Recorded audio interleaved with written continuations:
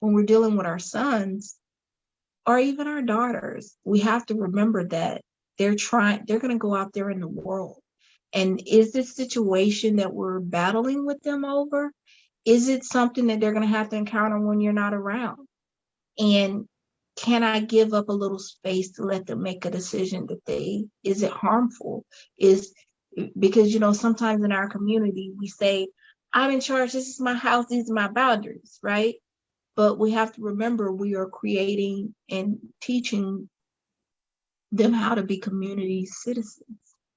And when they go out there and be a citizen, can they make choices from the times we've said no and we don't want to hear it and not listening or hearing them out? Are they trying to learn the tools to be a good adult or a healthy adult? And so my sister friend and I were talking is sometimes we don't understand from the mind of a child. And also we have to remember this is a different generation. They have different challenges from us. So something that's important to them may not be important to us.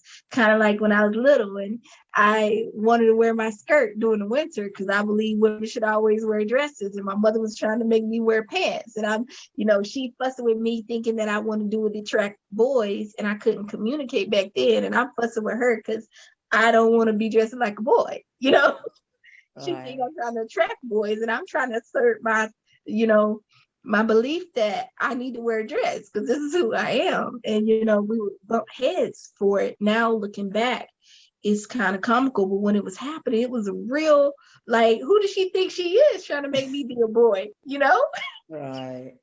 She's your mother. Right. She out here trying to make me be a boy.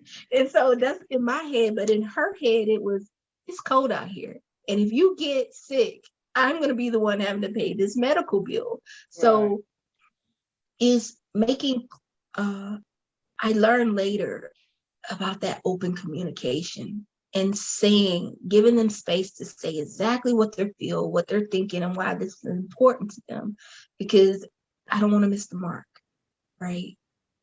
And, sometimes they are absolutely inconsolable about some things and they cannot communicate it. And I'm like, listen, I said we're not going to talk about this YouTube no more, because, Joseph and I always get into arguments about the world and stuff. I'm like, I said, we're not going to talk about who God is and what he does no more today. Leave me alone. Don't talk to me about it. Oh, because it's like, his ideas are so out of bounds from my own reality that I'm like, hey, you rocking my boat over here. Stop this, So it's, as we're thinking and interacting with them, I'm always considering that. Because I remember probably saying, how many times have you rocked his boat? And that's exactly what he says now. True. He be so sick of me. He really does be so sick of me. Because he'll be like, Mom, no one cares about this, what you're talking. Or he'll tell me, don't say that out in these streets. He'll be like, don't tell nobody else this out loud, okay? Right? So I'm glad you trust me enough to say it, but don't say that to nobody else. Don't tell nobody else that you think, the stars were been here for millions of years when it's proof that you're like, don't tell nobody else this story, Mom, okay? So, because to him it's embarrassing because his world is logical and in scientific flow. And here I am saying, oh no, 3 million years ago, God put this here right here at the start. He's like, no, it grew from somewhere. But all of that to say, back to the fear and the doubt and the angels, and it's always about decisions in every single moment when we're trying to guide them and coming from a space of love. I love that she talked about the story of Jacob. And that's one of my favorite stories from the Bible, about Jacob wrestling with himself and how he taps taps him into his and let his hip go out of socket. And he says, I won't release you until you bless me. And that's what's happening with us all the time. We're wrestling with our human self so we can elevate ourselves.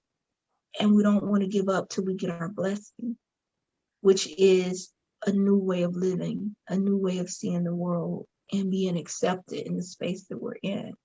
As we're wrestling with the angels in life and challenges and wounds, so are our babies, right? So when we think about the roles that we play. And I'm so thankful, Queen Janitha, that you get to share your challenges and help us see that we're not alone in that journey, that, we fuss with our babies all the time, but it's for their growth and their Right. health. And we can't just let them do whatever they feel like, especially Right. in And that's exactly, what I told